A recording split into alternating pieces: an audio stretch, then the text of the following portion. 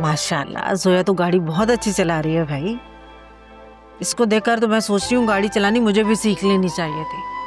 औरतों को सब काम आने चाहिए ताकि किसी की मोहताज ही ना रहे। हाय, मैं सदके जाऊं इस 200 ग्राम वुमेन एम्पावरमेंट के।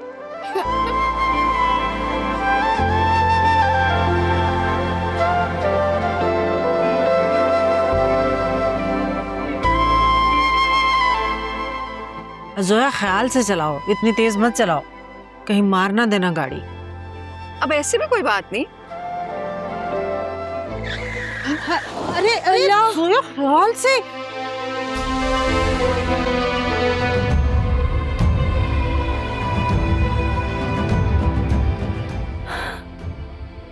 हाँ माँ, असफर भाई।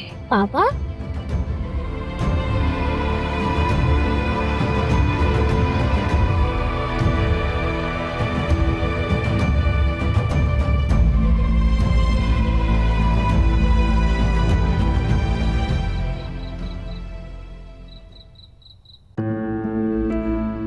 मुझे तो समझ में नहीं आ रहा है ये असफर भाई जेल से बाहर कैसे आ गए। इतनी मुश्किलों से मेरी बच्ची संभली थी, फिर से गुमसुम हो गई है। या अल्लाह, ये सब मेरी बेटे के साथ ही क्यों होता है? बाबा ठीक ही कह रहे थे, हमें उसी वक्त खुला के लिए फाइल कर देना चाहिए था।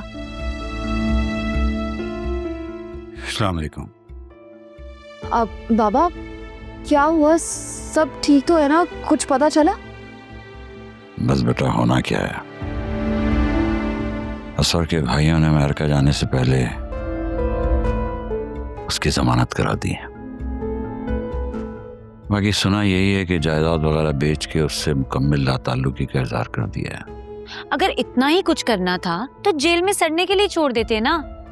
क्या कर सकते हैं, भाई को भाई की मोहब्बत याद आ गई है। और आयरा, आयरा क्या उनका खून नहीं है? उन्हें आयरा का बिल्कुल ख्याल नहीं आया? अब क्या कह सकते हैं, सोचना ये है कि अब आगे क्या करना चाहिए। बाबा करना क्या है, खुला का केस फाइल करें और जान छुड़वाएं, और क्या। मतलब हम फिर से ब्लैकमेलिंग सहेंगे? क्या मतलब? बाबा मतलब तो साफ जाहिर है, और वो इंसान हमसे कुछ भी लिए बगैर हमारी जान नहीं छोड़ेगा। अब तो वो सोने का अंडा देने वाली मुर्गी को काटने जा रहा है। अब तो वो कोई बड़ी ही फरमाइश करेंगे। बेकारी कहीं का।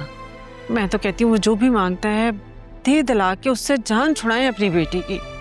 बेचारी जोया 2 घंटे से कमरे में बैठी हुई है सत्ते के आलम में। मुझे तो फिक्र है उसकी तबीयत ना खराब हो जाए। और जैसे जोया बाजी फौरन ही मान जाएंगी। मुझे अभी भी यकीन है कि अगर असफर भाई आ गए ना, वो उनके साथ चली जाएंगी, देख लेना। मैं जरा जोया को देखती हूँ, उसे खाने के लिए भी पूछती हूँ। फिजा, तुम अम्मा को चाय दो, सर दर्द की गोली भी दो। मैं जाती।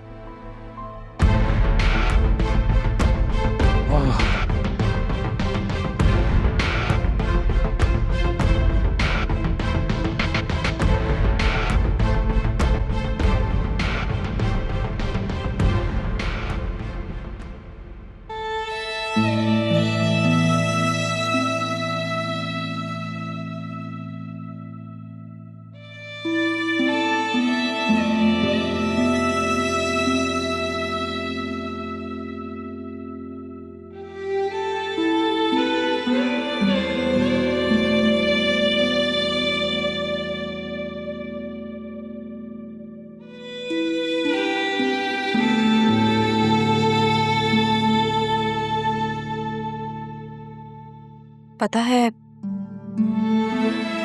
जालिम जालिम क्यों बनता है? क्योंकि उसके पास जुल्म सहने वाले लोग मौजूद होते हैं। जिस दिन जुल्म सहने वालों ने जुल्म सहने से इनकार कर दिया तो जालिम अपनी मौत आप मारा जाएगा। मैं जानती हूं आज उनका सामना करने के बाद तुम्हारे जख्म ताजा हो गए होंगे, लेकिन ये मत भूलो कि अब वक्त बदल चुका है। अब वक्त तुम्हारी फेवर में है। अब वो तुम्हें नुकसान नहीं पहुंचा सकते, ना ही तुम्हारा कुछ बिगाड़ सकते हैं। लेकिन मुझे एक बात समझ नहीं आई, तुमने आयरा को उसके बाप से मिलने की इजाजत क्यों दी? नफरत एक हथियार है जिससे सबसे पहले अपना घर चलता है, और वो हथियार बच्चों के हाथ में कभी नहीं देना चाहिए। वो बड़ी होकर अपने बाप से नफरत करे, वो अलग बात है। मैं विरासत में उसे नफरत नहीं दूंगी। तुम्हारी सोच बहुत अच्छी है, लेकिन क्या? लेकिन तुम्हारी ये अच्छी सोच तुम्हें उसके शर से महफूज नहीं रख सकती। लेकिन अभी तो तुमने कहा मैं यहाँ महफूज हूं, तो फिर देखो, अभी भी तुम्हारा एक रिश्ता बाकी है उसके साथ, और जब तक वो रिश्ता है वो तुम्हारे लिए खतरा है। इसलिए उसके शर से महफूज रहो और तुम उससे खुला ले लो। तलाक? लोग क्या कहेंगे? कौन लोग? हाँ, इस मुश्किल वक्त में वो लोग क्या तुम्हारे साथ खड़े हैं, तुम्हारी मदद कर रहे हैं? नहीं ना, तो फिर तुम इतना क्यों सोच रही हो? देखो, कोई जबरदस्ती नहीं है। Take your time. हम तुम्हारे लिए डॉक्यूमेंट्स बनवा रहे हैं, लेकिन जब तुम्हारा दिल चाहे तब तुम साइन करना।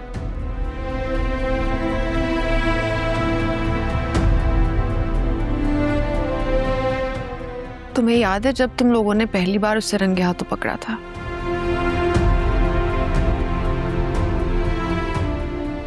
तुम्ही ने कहा था आज माँ बाप हैं, कल नहीं होंगे, तुम्हारा क्या होगा? सिचुएशन अब भी वही है। आयरा का क्या होगा? तब तुम्हारी जान और इज्जत महफूज थी, लेकिन अब ऐसा नहीं है, और अब उससे खुला लेने के अलावा हमारे पास और कोई चारा नहीं है। देखो, हम तुम्हारे साथ हैं, लेकिन आयरा का सहारा तुम बनोगी। खुद को मजबूत रखना होगा, अपने लिए, आयरा के लिए।